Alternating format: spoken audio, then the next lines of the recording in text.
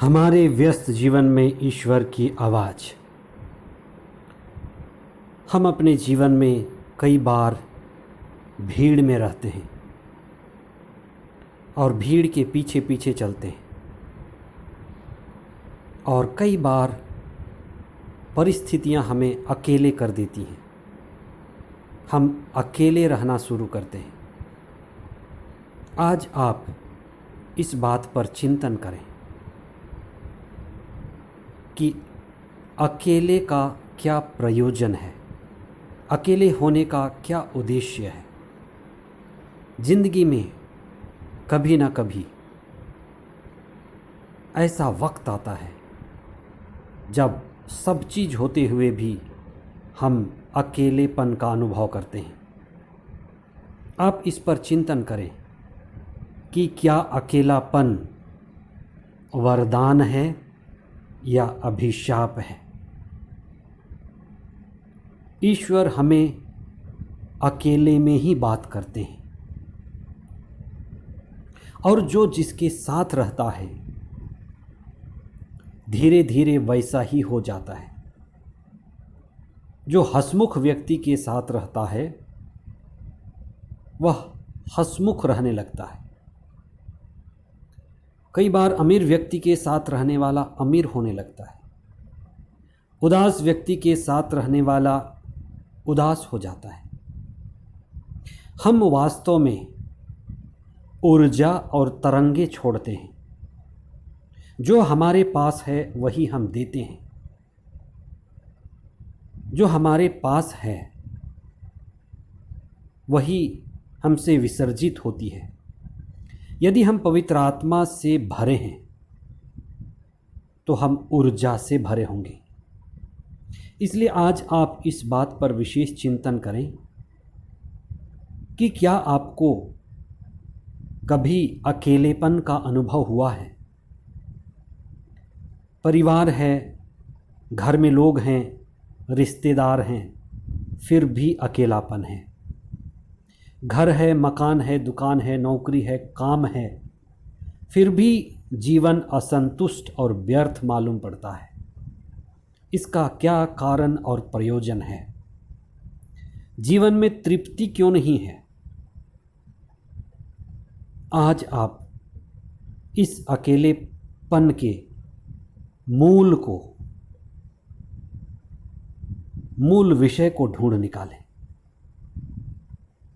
ईश्वर आपसे बातें करे। पास्का का 7वां सप्ताह 30 मई 2022 सोमवार। पहला पाठ प्रेरित चरित अध्याय 19 पद संख्याएं 1 से 8 तक और संत योहन का सुसमाचार अध्याय 16 पद संख्याएं 29 से 33 तक। आज के सुसमाचार में ईसा अपने शिष्यों के साथ अपने मन की बात, हृदय की बात करते हैं। ईसा अपने शिष्यों के साथ रहते हुए अपने मुक्ति योजना के अंतिम दिनों के बारे में पूर्वानुमान और पूर्व आभास कर लेते हैं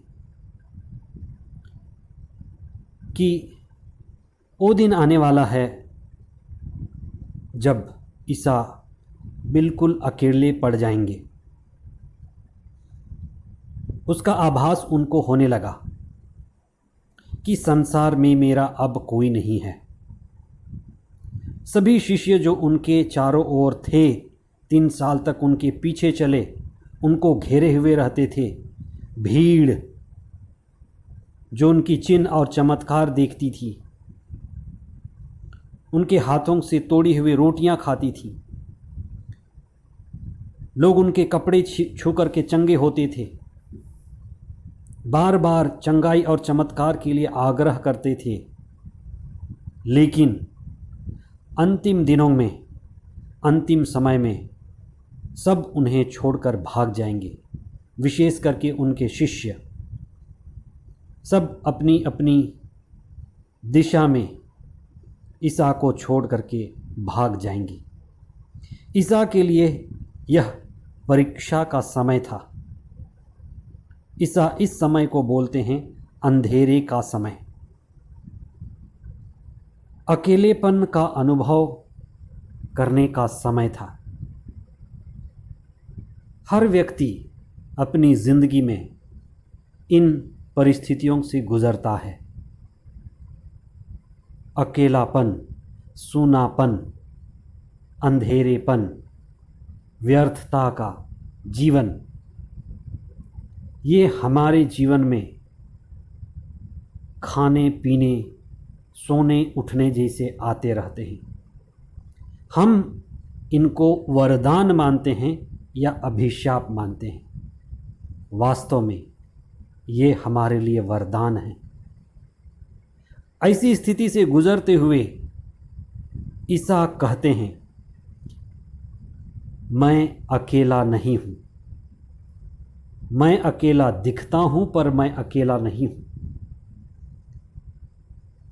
मैं अकेला दिखता हूँ पर मैं प्रार्थना में हूँ। मैं ईश्वर की आत्मा में हूँ।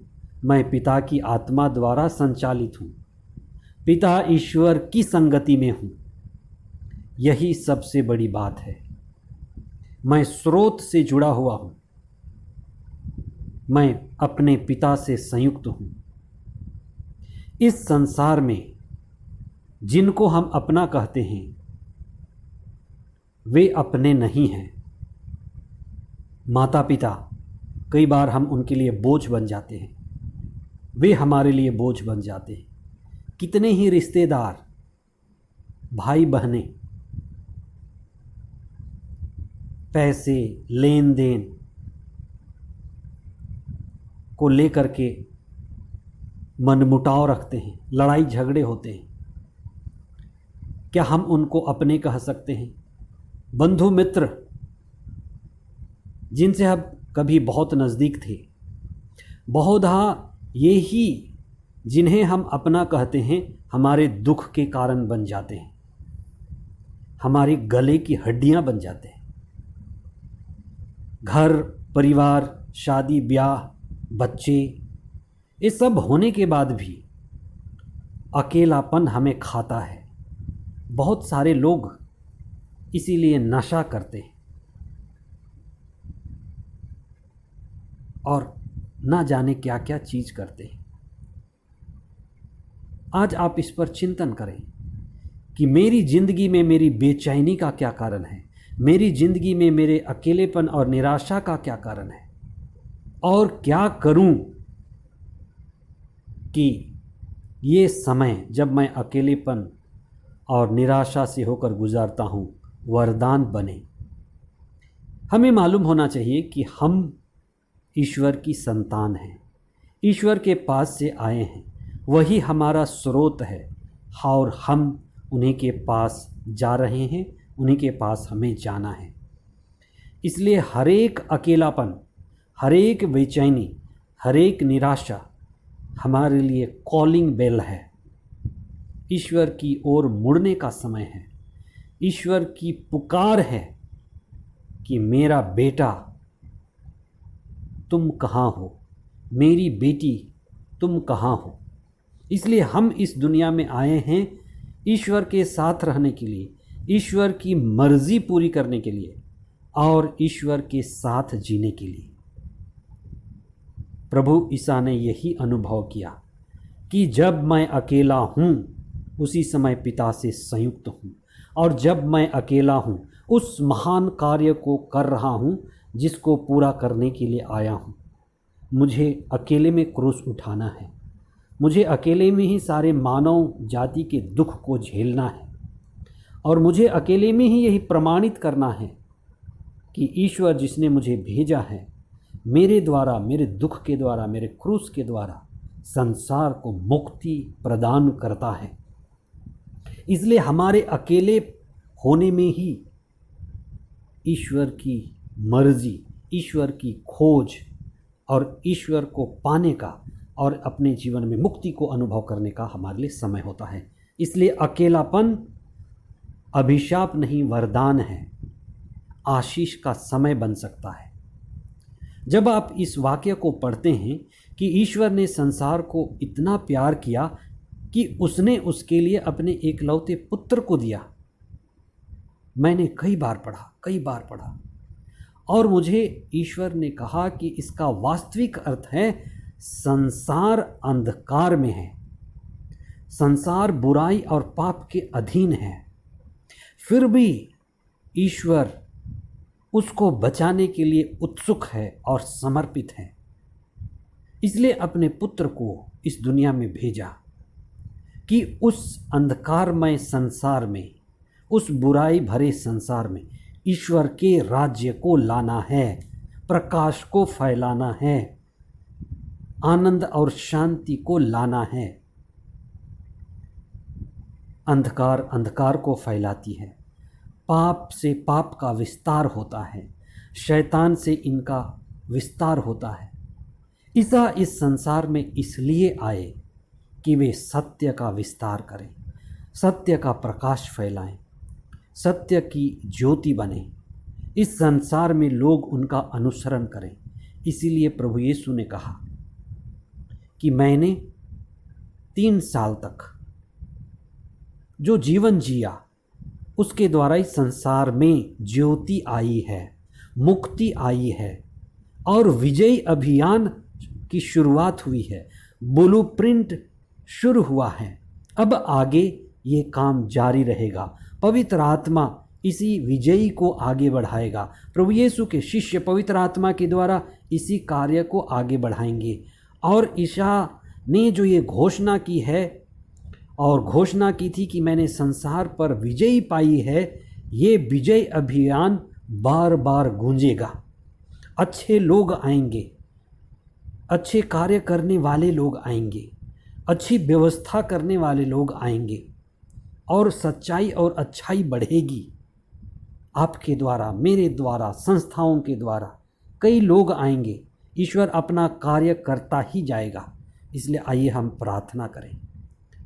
हे सर्वशक्तिमान ईश्वर, हम धन्यवाद देते हैं तेरे पुत्र के लिए, जिसको भेज करके आपने ये प्रमाणित किया कि आप इस संसार से प्रेम करते हैं। हम यही प्रार्थना करते हैं जो प्रभु यीशु ने हमें सिखाया।